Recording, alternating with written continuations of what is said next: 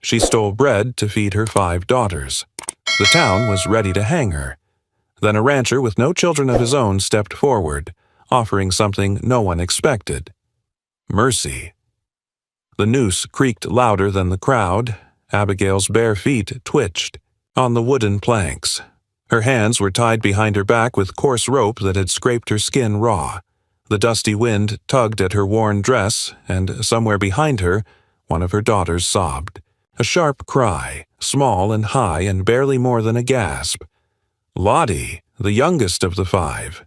She knew better, barked Sheriff Coleman from below the gallows, arms folded across his chest like a man waiting on a stagecoach.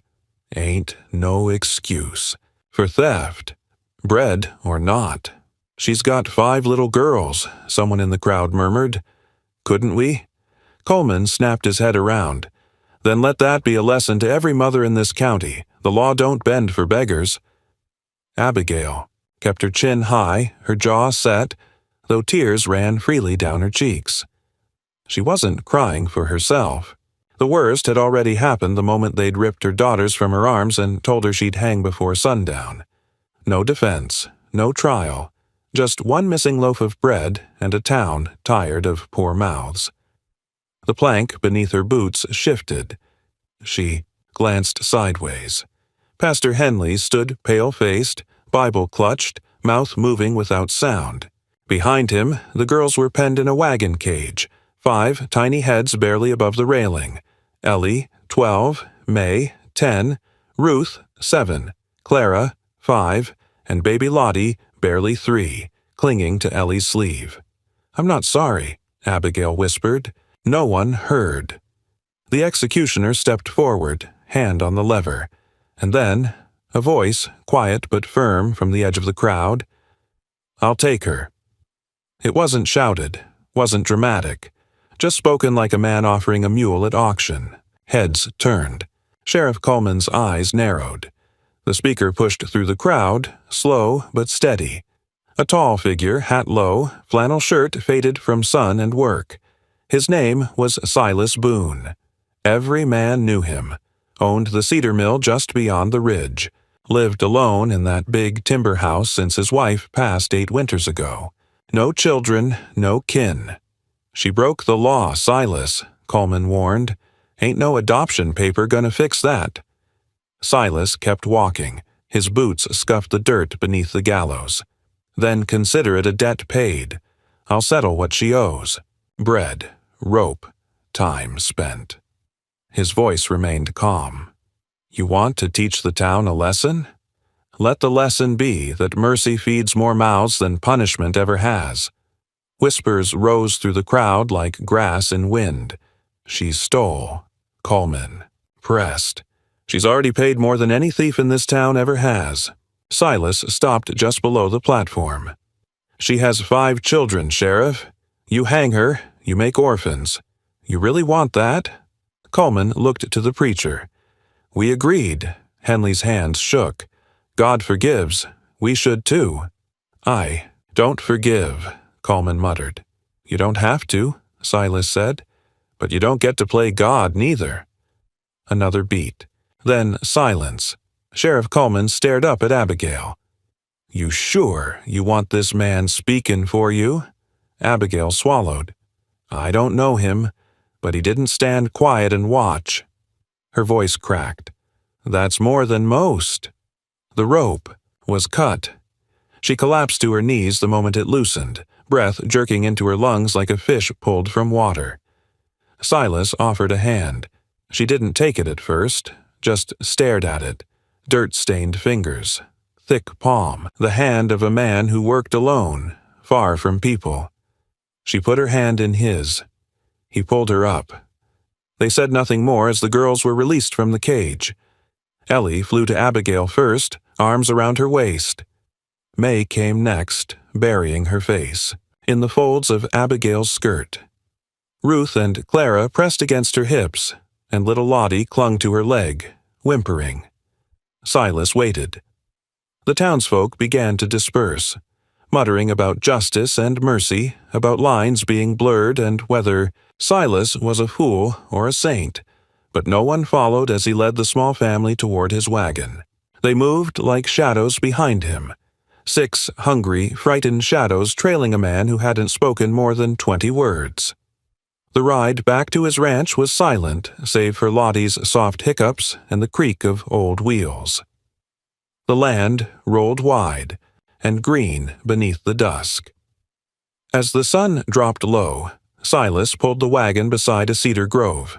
The house stood just beyond, big, square, plain, built for a family that never came. White curtains fluttered in the upper windows. Smoke curled from the chimney. "Come inside," he said. The girls hesitated until Abigail nodded. Inside, the air smelled of pine and bread. Real bread. Silas set out bowls of soup, stale but warm, and bread thick with butter. Abigail didn't eat. She watched her daughters instead, watched how Ellie gave the baby the best piece, how May whispered prayers before each bite, how Ruth scraped her bowl clean with fingers and then licked them when she thought no one looked. Later, when the girls were asleep in quilts laid near the fire, Abigail stood in the kitchen doorway. "You didn't have to do that," she said. Silas looked up from his seat. "I know. You don't even know my name." "I do now." She waited. "Abigail, isn't it?" She nodded once. He looked down at his calloused hands. "Don't expect repayment. I didn't save you for thanks." "Why then?" "I lost my wife to sickness 7 years back. We tried for children, never came. Doctors said it wasn't possible." He paused. "And then today, 5 little girls about to lose their mama over a crust of bread. You could have walked away." "I did walk away, for 7 years. Today, I turned around." Abigail crossed her arms. "I'm not your wife." "I know. And my girls aren't yours. They don't have to be." He stood slowly. "They're safe. That's what matters." Her voice softened. "Why now?" Silas stared at the fire a long while. "Some days, you just can't keep your back turned anymore." The floor creaked above them. They both looked up. One of the girls had stirred, Ellie most likely. The oldest always slept light. "She'll have questions," Abigail said. "They all will. Let them ask. I don't have answers. Maybe they don't need them tonight." She studied his face, worn, kind, uncertain. "I don't trust people easy. I don't ask you to." "You will," she said, not unkindly. He nodded. "Maybe, but not today." She turned away, heart heavy and strange. She wasn't used to mercy, or kindness, or a roof without a cost. That night, Abigail lay awake by the fire, her daughters' small bodies curled around her, and she listened to the sounds of a house not built by her hands. She wasn't sure if it would fall in on her or hold steady. She didn't know yet that a storm was coming, but Silas did. Because the sheriff didn't forgive, and Abigail's past hadn't finished with her yet. The wind changed the next morning. Abigail felt it before she opened her eyes. Something tense and wrong in the air, a quiet too thick for a ranch in waking hours. She sat up slowly, blinking against the early light seeping through the windows. Her daughters were still asleep. In a tangle of arms and tangled hair, Lottie had wormed herself onto Abigail's chest in the night, her small hand still clenched into her mother's dress. The warmth of that hand held Abigail still for another moment. And then the front door creaked. She moved fast. Too fast for someone who'd nearly been hanged the day before. Her steps silent over the floorboards, heart in her throat. But it was only Silas. He stood in the open doorway, hat in hand, staring out across the field toward the road leading into town. "Someone's coming," he said without turning. Abigail squinted past his shoulder. Dust, faint and rising. A single rider, no wagon. Silas didn't speak again until the figure came closer. "The sheriff." Abigail's breath stopped. "You think he came to take me back?" He wouldn't dare. Silas' tone was calm, but his grip on the doorframe tightened. Not legally. But that never stopped him before, Abigail muttered. The hoofbeats drew closer. Silas stepped out onto the porch and waited. Abigail stayed back, hidden in the doorway, watching from behind the curtain.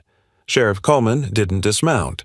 He kept one hand on the reins and the other resting casually on the holster at his side. "I'm not here for blood," he called. "Then what do you want?" Silas asked. "Just talking." "Talk, then." Coleman tilted his hat back. "You did a fine thing yesterday, Boone. Generous, noble. But folks are asking questions. Can't have it looking like you bought off a sentence. Looks bad on the law." Silas' jaw tensed. Looks worse hanging a mother of 5 over bread. Coleman ignored that. "She's staying long?" "She's staying as long as she needs." Coleman nodded like he expected that. "Town's whispering. She got a brother, Earl Whitcomb. You heard of him?" Abigail froze. Silas didn't answer, so Coleman continued. "Drifter. Trouble follows him like mud on boots. Word is, he's looking for her, and he's not happy. He wasn't there when she needed bread. Earl ain't the helping kind. He's the kind that gets paid for silence or paid to make noise, depending on who's paying."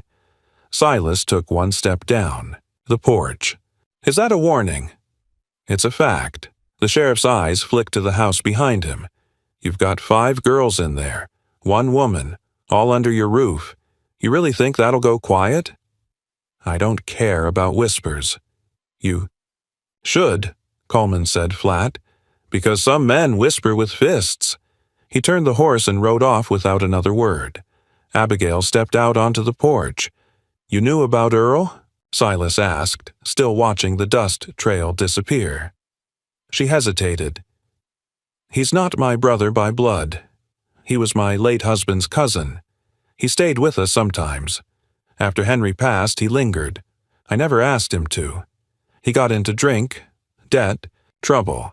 I told him to leave. He didn't take that well." Silas didn't look at her. "Would he hurt you?" "He tried once, but I locked the girls in the cellar and stood him off with a poker." Her voice cracked. "That was the first time he called me a burden." He finally turned his eyes to her. "He always said I had a mouth too sharp for a kihi. Widow. And he's looking for you now?" "I don't know." Abigail gripped the railing. "But if he is, it's not to help." Silas nodded once. Then he disappeared into the barn without another word. That day passed heavy and slow. The girls explored the house cautiously, staying close to Abigail and even closer to each other. Ellie helped peel potatoes for supper. May found a stack of children's books under a dusty blanket in the parlor and read aloud in halting, proud syllables while the younger girls listened. It was a kind of peace none of them knew what to do with. And Abigail. Abigail waited for it to break. She watched Silas from the kitchen window while he worked. He chopped wood like it needed punishing. Every swing hard, clean, final. He didn't ask her questions, didn't invade her space. But something in the way he looked at the girls, gentle, curious, quietly amazed, made her heart ache. After the girls were in bed that night, Abigail found him out back sharpening tools under the porch lamp. "You don't ask much," she said. "I figure if you want to tell me something, you will." She sat beside him. "I don't know how long we'll stay. I didn't ask." "That bother you?" "No." She looked at his hands. The skin was cracked and nicked, scars everywhere. "You built this place for a family, didn't you?" "Yes."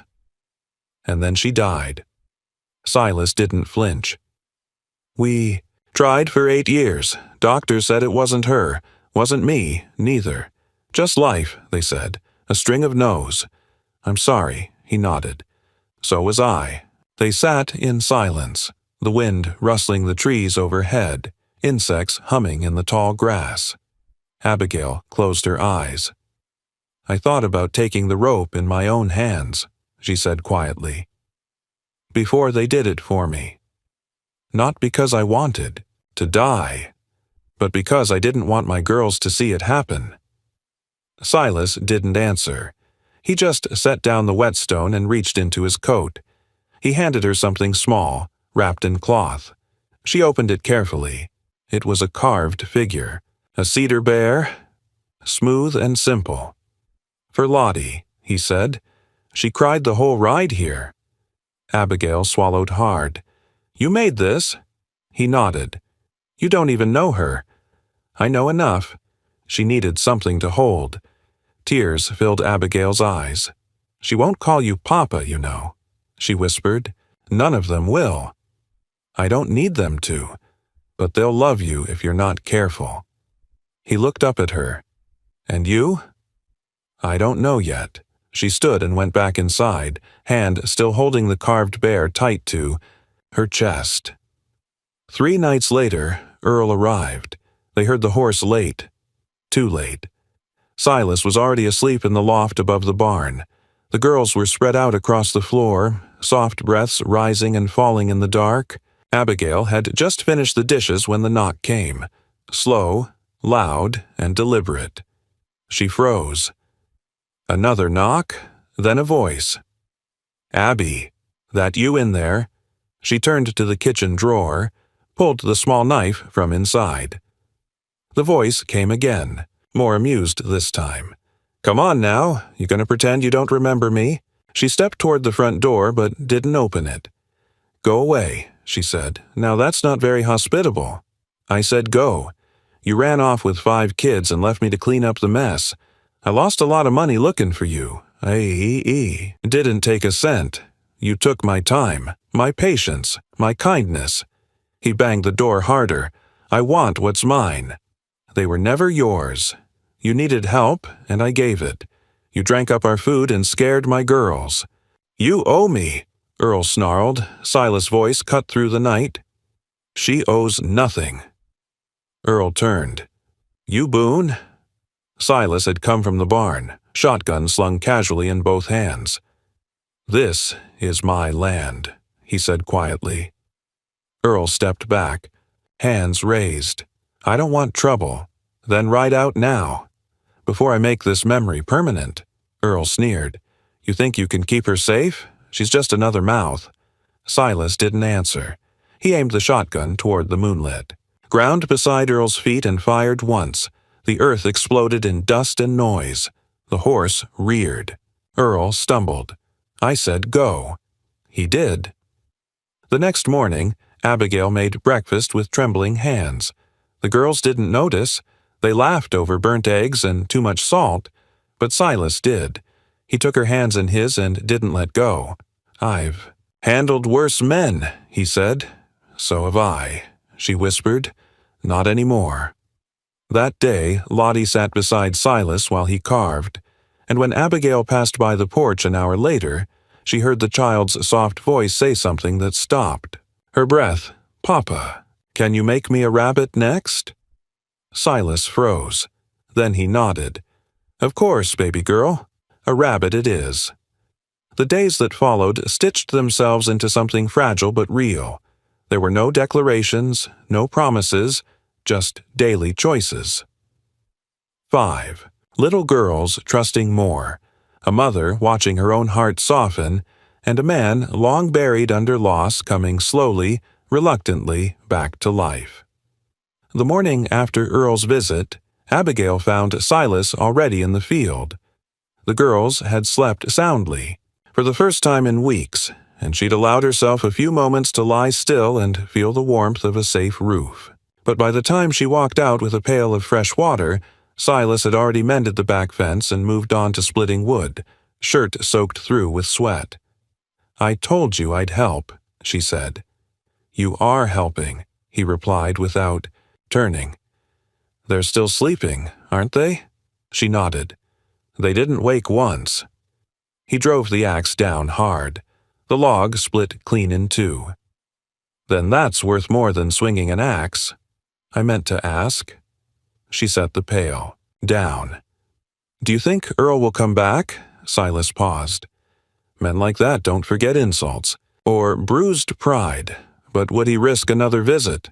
With you here?" His mouth tightened. "He doesn't know what lines I'll cross to protect you. That makes him dangerous. He'll wait. He'll plan. And we just go about our days until he decides to come again?" Silas finally looked at her. "No, we prepare." That afternoon, he taught Ellie and May how to check snares along the tree line, showed Ruth and Clara how to brush the horses properly. He carved more little animals for Lottie, rabbits and squirrels, each one clumsy but beloved. When the sun dipped low, he began reinforcing the window locks and sharpening tools with a focus that told Abigail he wasn't just fixing things. He was building something to hold against the next storm. Abigail, for her part, took to the kitchen like it was a lifeboat. She'd never had much to work with, but Silas' pantry held flour, beans, dried meat, and even a few spices. By the end of the week, the girls were sitting around the table every evening with flushed cheeks and full bellies, laughing louder, and sleeping deeper. "You never told me you could cook," Silas said one night after a meal that ended with cinnamon-sweet biscuits. "You never told me you'd eat 6 in a row," she replied, and they both smiled, soft and slow. Still, neither spoke of what might come, or how easily peace like this could shatter. That peace cracked the day a stranger appeared at the edge of the field. Abigail saw him first through the kitchen window, just a shape moving slowly along the fence line. He wasn't on a horse, just walking. One hand in his pocket, the other swinging a long coat behind him. She dried her hands fast and stepped out onto the porch. "Silas," she called. He came out from the barn in a heartbeat, wiping oil from his palms with a rag. The stranger was already halfway to the house now, close enough to see his face. A beard, scruffy but trimmed. Eyes sharp, not Earl, but something about him made her blood go cold. "You know him?" Silas asked. "No." The stranger stopped 10 feet from the porch. "Silas Boone?" Silas nodded. "Who's asking?" "Name's Raven, Pinkerton Agency." Abigail's breath caught. "A detective?" Raven took a slow step forward and pulled a piece of folded parchment from his coat. "Looking for a woman. Name of Abigail Whitcomb. 5 daughters. Last seen heading west from Trinity Hollow." Abigail stiffened. Silas didn't move. "Why are you looking for her?" Raven tilted his head. "Paid job, that's all." "Paid by who?" The man didn't answer right away, then, "Can't say." Abigail stepped forward. "I'm Abigail." Raven's eyes flicked toward her, and for the first time they softened. "Ma'am, I don't mean harm, but there's someone offering good coin for your return. Man named Elston Pierce." Her stomach dropped. "That's not possible. Elston he was Henry's business partner. After Henry died, he tried to buy our land. When I said no, he said I'd regret it." Raven unfolded the parchment. "He's offering more now. Says he wants custody of the children."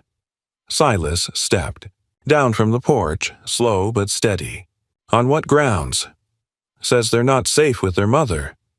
"They're safe with me," Abigail snapped, "and he's not kin." "Doesn't need to be," Raven said gently. "He's a man with money and lawyers. That's enough, in most courts." Abigail's hands shook. "He never came near us after Henry died." "Ma'am," Raven said, voice low, "I'm just the messenger. I was told to find you, not take you." "You found us," Silas said. "Now leave." Raven didn't argue. He folded the parchment, tipped his hat, and walked back the way he came. No threats, no warnings. But Abigail's knees buckled the moment he was gone. Silas caught her before she hit the steps. "Why now?" she whispered. "Why come for us now?" "Because someone somewhere doesn't like seeing you free," Silas said. "They want control. And if they can't get it by marriage, they'll try by law." That night, Silas went into town. He didn't say why. just saddled his horse and left after sunset, while the girls were busy in the parlor, stacking carved animals in tidy rows and pretending nothing had changed. Abigail sat awake, rocking Lottie to sleep, waiting for the sound of hooves. It was long past midnight when Silas returned. He looked tired, angry, but more than that, resolved. "I wired a friend," he said. "A friend?" "Judge Marvin Leeds. He's honest, knows me well, owes me more than a few favors. He'll come here if I ask." "You're thinking legal protection?" "I'm thinking guardianship. Papers that prove those girls are under my care, with your consent. It's not adoption, just a way to keep them here safe, from Elston, from Earl, from the state." Abigail swallowed. "You want to be their legal guardian?" He hesitated. "Only if you agree." She looked away. Her heart thudded hard. "Silas, I'm not asking you to raise my daughters. I know. And I'm not looking to remarry. I don't want them thinking this is just a new kind of family built on fear. I'm not asking you to be my wife." She turned back to him. "But if one day," he said quietly, "it becomes more than this, I wouldn't be against it." Abigail blinked hard. "You don't even know what you're offering." "I do." He looked toward the room where the girls were sleeping.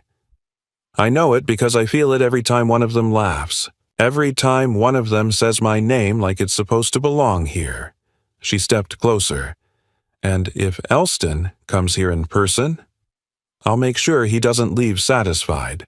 Silas didn't say it as a threat. He said it like a vow. 2 weeks passed. The papers arrived. The judge himself rode out to witness the signing. Abigail sat at the table, her hand shaking as she wrote her name next to Silas.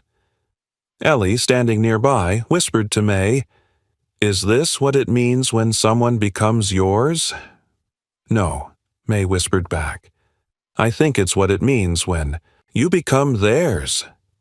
That night, Ruth climbed into Silas's lap without asking. She held one of the carved rabbits tight in her hand and leaned against his chest until she fell asleep. Abigail watched from across the room, heart in her throat, and for the first time since the gallows, she allowed herself to believe they might really be safe. Until 3 days later, when the barn burned. Silas woke to the smell. Smoke, thick and choking. The flames had already swallowed half the structure. By the time he ran outside, Abigail was there already, dragging the girls back from the heat. Ellie coughing, Clara screaming. The animals were out, the tools lost. Silas didn't wait. He ran straight into the blaze. He came out with the last of the wood-carving tools clutched to his chest, soot streaking his skin. The fire took the barn. But the house was untouched, and nailed to the barn's smoldering door frame was a note. "Still not yours, still not safe." Abigail read it once and said nothing. Just walked back to the porch and sat down, clutching Lottie so hard the child whimpered. Silas stood beside the ashes, staring at the wreckage. He didn't look at Abigail. He didn't speak. But something broke in his face. And the air felt different again, charged, cold, heavy. They were no longer waiting for trouble. Trouble had found them. Silas did not sleep that night. Neither did Abigail. They sat on opposite ends of the room, the girls finally tucked into quilts on the parlor floor, oblivious to the danger that had come close enough to burn down half their safety. Silas hadn't spoken since dousing the barn's last ember. His shoulders were hunched, soot still in his hair. He hadn't even changed shirts. Abigail broke the silence first, her voice steady though her hands were not. "That wasn't Earl." "No," Silas agreed, "then it's Elston. He wants the girls enough to risk jail to take them." "He doesn't want them," Silas said coldly. "He wants power, leverage. Your late husband's land rights, maybe, or your family's name. The girls are just the price he's willing to pay." Abigail clenched her fists. Then he won't stop until he's humiliated me. Until he's ruined everything I've built." Silas finally raised his head. "You didn't build this alone." His words dropped like nails into the floorboards between them. Abigail stared at him, then nodded slowly. The next morning, while the girls picked through the edge of the pasture for flowers untouched by ash, Silas gathered what he could from the wreckage. The tools had warped. Most were beyond repair. The barn's side had collapsed entirely, leaving charred timbers like broken bones. Still, he salvaged what he could: nails, hinges, unburnt rope, a bent horseshoe. Abigail came to him just after noon, a cloth-wrapped bundle in her hands. "What's that?" he asked. "Proof." He wiped his hands and took it. Inside were folded ledgers, letters, and a single land deed. "My husband kept everything," she said. Elston's bribes, his threats, even a note where he admitted forging Henry's signature. "I was afraid to use them before, thought no one would believe me. But if Elston's playing dirty, so can I." Silas flipped through the pages. "This is more than proof. This is protection." "He knows what I have," she said. "That's why he wants the girls. If he makes me look unfit, none of this will matter." He looked up. "Then let's make you bulletproof."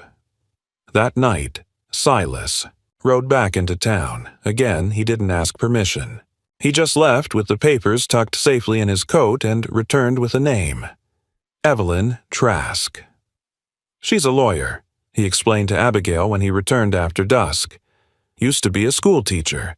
Now she fights custody cases. Lost her own. Child to a man with deeper pockets. She doesn't lose anymore." Abigail blinked. "She'll help? She's on her way." Sure enough, 2 days later, a tall, dark-skinned woman with steel in her posture and boots caked in travel dust arrived at the cabin. "I hear there's a man threatening children to make a land grab," she said the moment she stepped down from her saddle. "That true?" "Yes," Abigail said, meeting her halfway. "But we're not afraid of him." "Good," Evelyn said, "because fear doesn't win cases. Paperwork does." Inside, over cups of bitter coffee, Evelyn read through Abigail's bundle of evidence, nodding, underlining, making notes. "Your husband's signature was altered," she said. "The ink doesn't match. The language shifts halfway through the document. That's forgery clear as day." "He threatened to say I was insane," Abigail whispered. "Said he'd get the girls taken from me."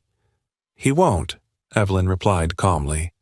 "Not with these documents, and not if I get a judge who isn't already in Elston's pocket." Silas entered then, dirt on his boots, his shirt streaked with sweat. "What do you need from me?"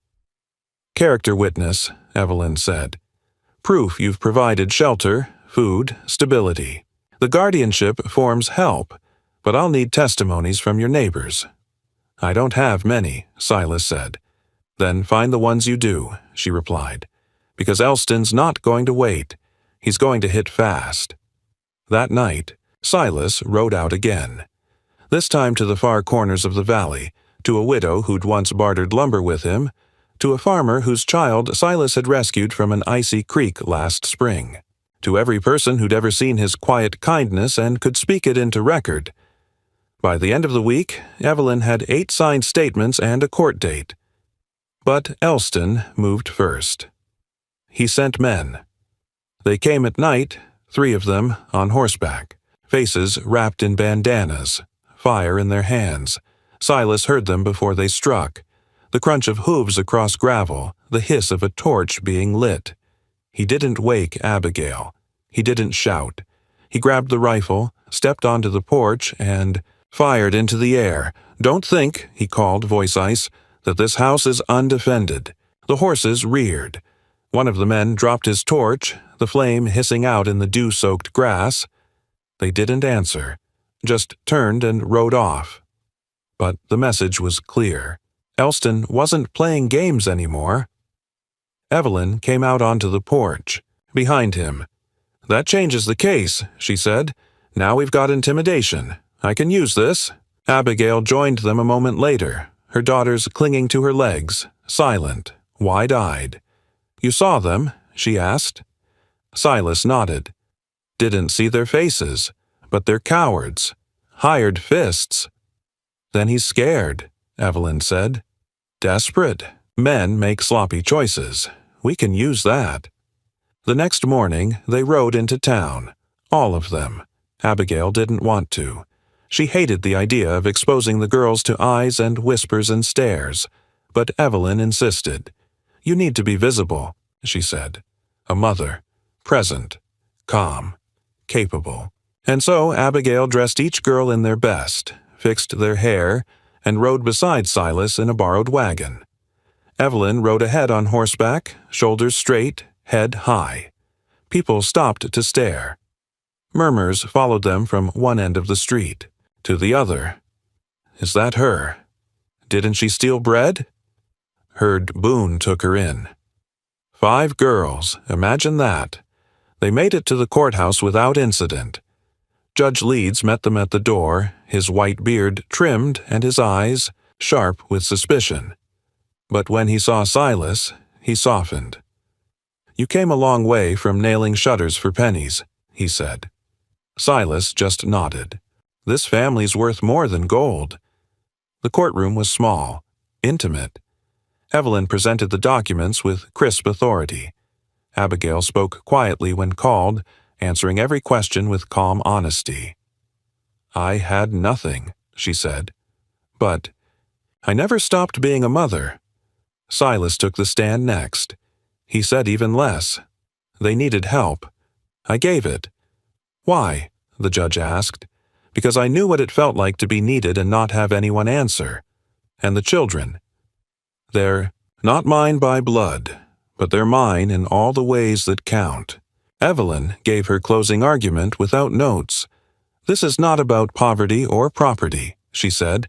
"It's about a mother who chose her daughters over her pride. It's about a man who gave them shelter when the world gave them stones. And it's about men like Elston Pierce, who think wealth entitles them to people. It doesn't." The judge took the papers and left the room. An hour passed, then 2. The girls fell asleep on Abigail's lap. Evelyn paced. Silas stood at the window, staring at nothing. When the judge returned, he looked weary but resolute. He handed Abigail a folded paper. "Full custody," he said. "You retain legal authority. The guardianship stands. No one can take them without due cause." Abigail's knees gave out. Silas caught her before she fell. "Thank you," she whispered. Judge Leeds turned to Silas. "She and the children stay under your protection?" "For as long as they want," Silas said. The judge nodded. "Then let it be written." They left the courthouse in silence. The girls still slept as the wagon rolled down the road. Halfway home, Lottie stirred and whispered, "Did we win?" Abigail held her close. "Yes, baby. We won." But Abigail knew it wasn't over. Not yet. That night, Evelyn packed to leave. "You won the legal fight," she said, tightening the straps on her bag. "But men like Elston don't always play by law. Be ready." Abigail hugged her tightly. "I don't know how to thank you." "Raise those girls strong," Evelyn said. "Let them know no man decides their worth." Then she was gone. That winter came hard and early. Snow fell thick over the valley.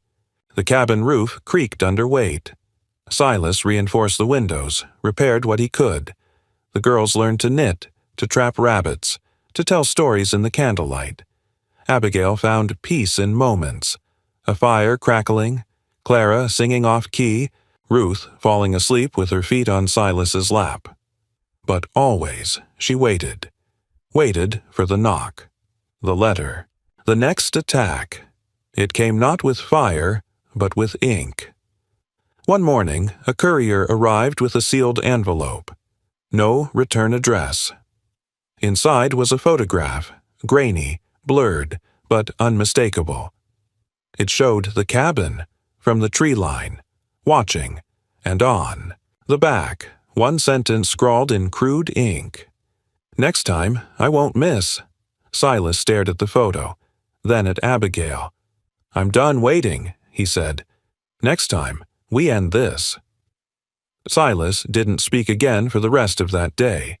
Not during supper, not while the girls brushed their teeth with fingers and ash like they'd always done, and not while Abigail sat quietly beside the fire, the picture with its chilling message folded and refolded in her apron pocket. The cabin was warm, but something in the air had gone cold. He stood at the window long after the others had fallen asleep. Abigail woke to the creak of a floorboard and found him still there, unmoving, eyes scanning the tree line as though daring someone to make a mistake. "He's watching," she whispered, walking to his side. "How long?" "Since the hearing, maybe longer," he said. "Tracks in the snow just outside the fence line. Didn't see them until this morning." "Why didn't you tell me?" "Didn't want you scared." She exhaled slowly. "It's too late for that." He turned to her, the light from the hearth catching the worry buried deep behind his eyes. "We could go. Take the girls. Start somewhere else. This land isn't worth your life." "It's not about land," she said, clutching the photograph in her pocket. "It's about principle. I won't run from a man who trades in fear." Then we prepare. They worked silently the next day. Silas reinforced the back wall of the cabin with spare planks. Abigail tied bells to the trees closest to the house, low enough that even a squirrel wouldn't pass without warning. He moved his cot into the main room, slept across the door with the rifle beside him. That night, it happened. A sound, barely a whisper, metal against wood. Then a window shattered. Silas rose like a storm, gun raised, while Abigail swept the girls off their bedrolls and behind the hearth. A man stepped into the open, rifle aimed lazily. He was young, no older than 25, clean-faced, not Elston, a hired hand, but his eyes held no fear. "Drop it," Silas said. "Or what?" The man sneered. "You gonna shoot with all them watching?" Silas didn't answer. He took one slow step forward, placing himself entirely between the girls and the man. Abigail's breath caught. The intruder tilted his head. "You Boone?" Silas didn't blink. "I got a message," the man said. "From Pierce. Says you keep meddling, he'll send men who don't miss on purpose. I'll send you back in a box if you take one more step." The man laughed. "You wouldn't." Silas fired. Not to kill, but close enough.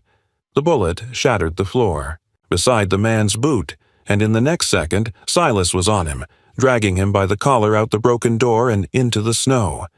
He didn't hit him again. "Didn't need to."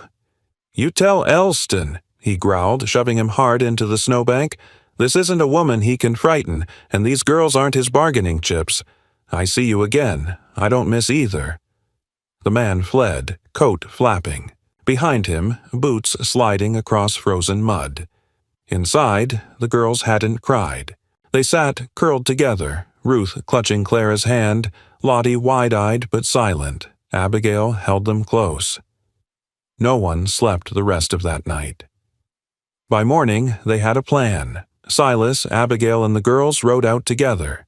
They didn't go far, just enough to make it look like they'd left. They stayed at a nearby church-run mission house run by a quiet, sharp-eyed woman named May, who took one look at the children and ushered them in without a word. Silas circled back alone that night, staying hidden. It was exactly what Elston had been waiting for. 2 nights later, a group of men showed up. 4 this time. They surrounded the house, broke open the barn, tore through Silas's belongings, and when they found no one, they set fire to what remained of the tool shed. From his perch in the trees, Silas watched them ride off laughing, and he followed, tracked them to a crooked house 2 valleys over, Elston's hunting cabin. The next day, he went to the sheriff. Sheriff Tams was old, round, and mostly useless, but he wasn't deaf. When Silas showed him the photograph and then described the attack and the burned building, the man blinked slowly. "That's a lot of claims," the sheriff muttered. I don't make claims, Silas replied. I show truth. But no, one saw them, correct? Silas stepped closer. I will drag them into your office tied to their own horses if you make me.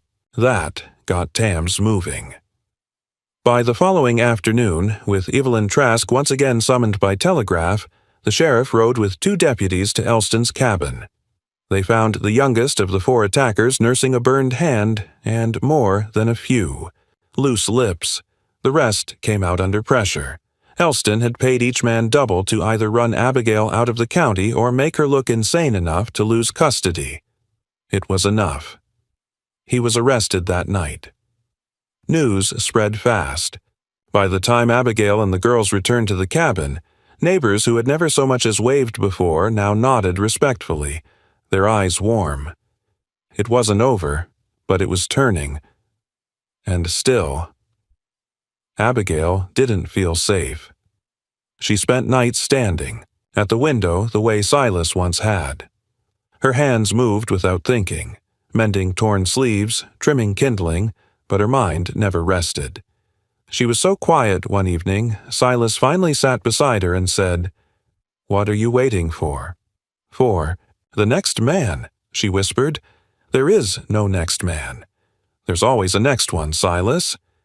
He didn't argue, just sat with her. Clara came to them the next day, holding a crooked drawing in both hands. This is us, she said. All of us. You, Mama, Ruth, Lottie, me, and, she pointed, the little one. Silas looked. You forgot someone. Clara blinked. No, I didn't. That's you. See? She pointed at the tallest figure drawn in shaky crayon. That's you. That's Papa. Abigail stilled. Silas's throat tightened. What did you say? Clara beamed. Your Papa. I mean, Lottie says you're not our first one. But you're better. You fixed our roof, and Mama's eyes. Abigail looked away, quickly blinking back tears. Do you want me to stop saying that? Clara asked. Lottie said maybe you'd be sad. No, Silas said quietly. Don't stop. He hung the drawing by the hearth. A week passed, then 2. Winter melted into early spring. The girls ran through muddy pastures. Abigail planted wildflowers by the porch. Silas repaired the last of the barn's frame and built a new shelf inside for their growing pantry. Then, one afternoon, a letter arrived from the state office. He read it slowly, brow furrowing. Abigail caught him staring out at the pasture. The letter limp in his hand. What is it? They want to inspect the guardianship, he said. Make sure the environment's still safe. They don't trust the ruling? No, they just don't trust us. She stepped beside him. Then, we'll show them. We're not hiding anymore. The inspectors arrived 3 days later. A man and a woman, both dressed in thick coats, faces unreadable. They walked the perimeter, measured rooms, counted beds, asked questions. Too many. How many square feet per child? Are the girls receiving formal instruction? Where is their biological father? Are there any known threats remaining in the area? Silas answered what he could. Abigail filled in the rest. The girls, sensing something, were unusually quiet. After the 2 left, Abigail sat on the porch and stared at the road long after their wagon disappeared. What if we failed? She whispered. Silas stood behind her. We didn't. They asked about schooling. We've barely done phonics. You taught them to survive, to hope. They'll learn to read in time. She nodded slowly. They called me unfit once. They were wrong. She turned to him. You still think we can build something that lasts? He looked toward the cabin, at the porch swing with a loose chain, at the vegetable rows that had just begun to sprout, at the crayon drawing still tacked. Proudly above the hearth. I think we already did. But the letter came back the following week, and it wasn't what they expected. The envelope was thicker than before, the seal official. Abigail took it from the courier with trembling hands and didn't open it on the porch like she usually would. She carried it inside with the careful grip of someone handling fire. Silas stood from the table as soon as he saw her expression. "What is it?" She held the envelope out, then drew it back. "I'm not ready." "Yes," he said softly. "You are?" The girls watched from the hearth, silent, 4 pairs of eyes wide and steady. Abigail opened it slowly. The letter rustled loud in the quiet. She skimmed the first few lines, her breath quickening, then stopping altogether. Her fingers dropped the paper. Silas caught it. He read aloud, voice sharp with disbelief. "After formal review of the home and consideration of your recent legal battles, this office has determined it is in the best interest of the minors in question to remain under your guardianship. We recommend formal adoption be considered, pending consent of involved parties." He lowered the paper, blinking. "They're not taking them." Abigail sank into the nearest chair. They want me to adopt them, legally." Silas looked down at the girls. "You hear that?" Lottie crawled into her mother's lap, eyes round with wonder. "Does that mean no one can take us ever again?" Abigail wrapped her arms around her tightly. "Not ever." Ruth stood, tiny hands fisted at her sides. "Even if someone says we ain't real family? Then they're wrong," Abigail whispered into her hair. "They're wrong, baby." That evening, the cabin brimmed with something fragile and almost too big to name. Joy, maybe. Relief.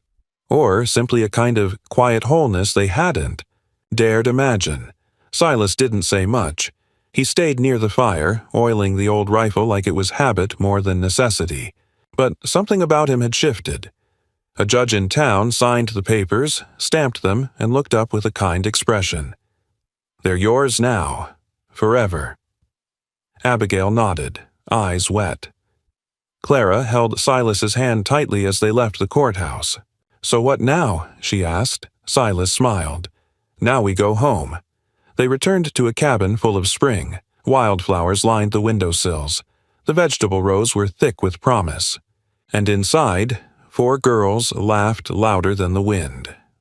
That evening, they sat on the porch as the sun dipped low. Abigail cradled the youngest, whose name had not changed, but whose world had. Silas sat beside her, a hand resting quietly over hers. "Never thought I'd have this," she said. He squeezed her fingers gently. "I never thought I'd get to give it."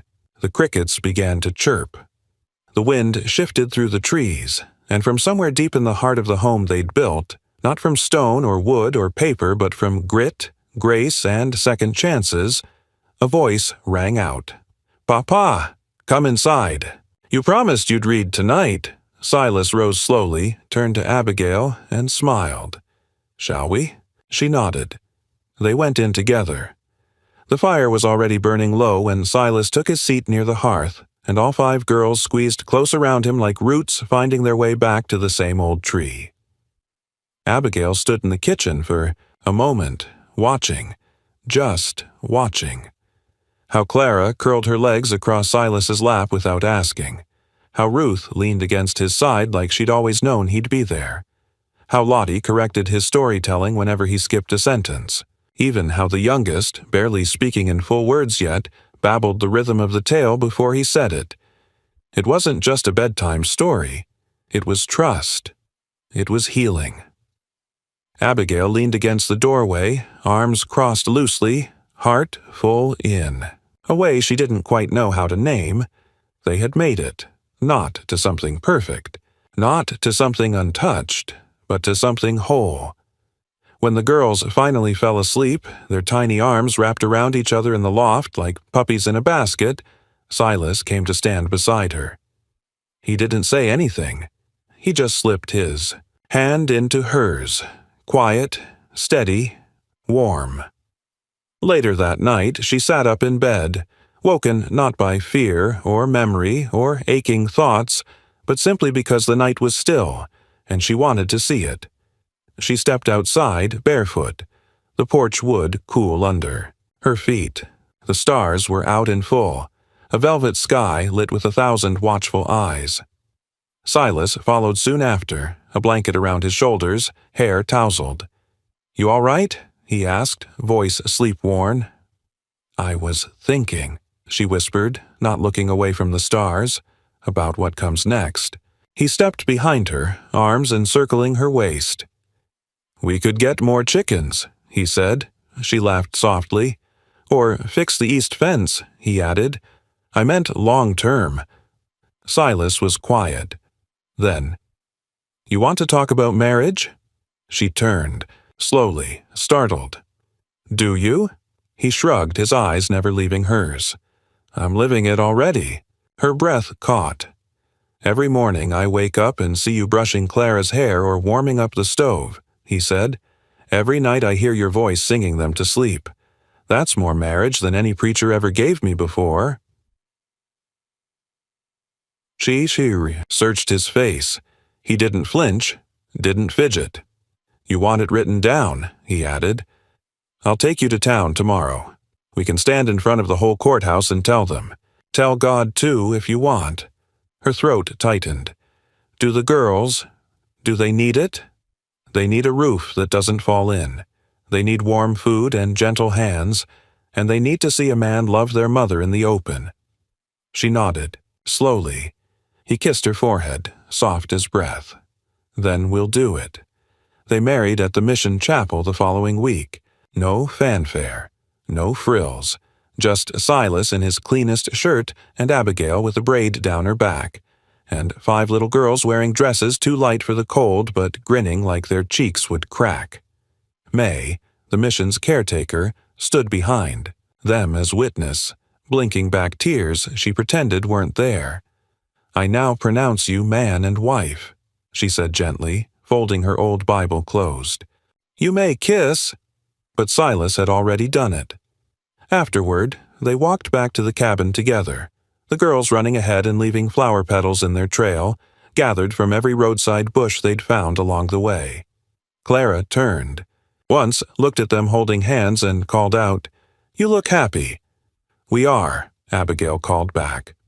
The weeks that followed felt strange at first, not because anything had changed, but because nothing had to. The cabin was still the same, the days still long, the land still rough. But now there was no weight of "what if" in her chest, no constant measuring of how much love to give in case it all got taken. Now it was all theirs. Silas started teaching the girls how to split wood, careful to let them swing the hatchet dull end first until they got the hang of it. Abigail sat, with the youngest in her lap, drawing letters in ash across the table. They made bread from flour, not desperation. The memory of the gallows faded, but never vanished. The fear it planted, how close they came to being lost, stayed in the edges of their minds like a scar that didn't hurt anymore but still changed the way they moved. Ruth asked about it once. "Mama, do you remember when they almost hanged you?" Abigail had paused mid-stitch, eyes flickering up. "Yes." "Do you think they still want to?" She considered the question, then set the cloth aside. "No, because people see you now. They know we're not just poor. We're not just mouths to feed. We're a family, and I'm not alone." Ruth nodded like that made all the sense in the world, then went back to playing. One day, a wagon came up the road. A stranger, a federal clerk sent to confirm the adoption papers had been properly received. Abigail invited him inside. The girls offered him biscuits, the baby offered him a dandelion. He looked around the cabin, at the names carved on the porch beam, at the drawings lining the wall, at Silas helping Ruth recite a hymn, and finally said, "I think you all turned this place into something worth protecting."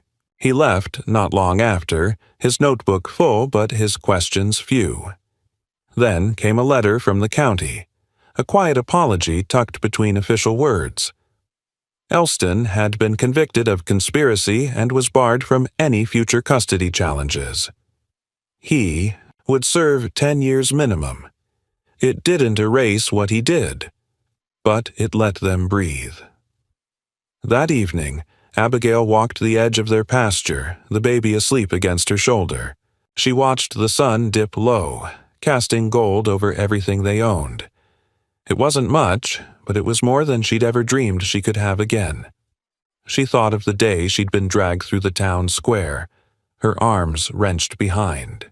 Her girls screaming, a crowd ready to end her life over bread. And now she had a table with 6 chairs, a roof that didn't leak, a man who stood between her and every danger without hesitation, 5 daughters with dirt under their nails and joy in their laughter. She bent and kissed the baby's cheek. We made it. Behind her, Silas stepped out onto the porch. Dinner's ready, she turned. You make it? Nope, Clara did. Said you deserved to rest, she laughed. That'll be the day. Don't fight it. Come on. She walked up the hill, cradling the baby, the wind, warm against her back. The table was already set, plates filled. Clara had even found wild mint to put in a jar at the center. Abigail took her seat. The girls folded hands. Silas bowed his head. Abigail closed her eyes, and for the first time in what felt like a lifetime, her prayer came easily. Thank you, she whispered, for all we've been given, for all we almost lost, and for all we never thought we'd have. Then she looked up. The girls dug in with laughter. Silas met her gaze with that soft, steady smile. They ate together. They laughed, and they lived, not just survived, the end.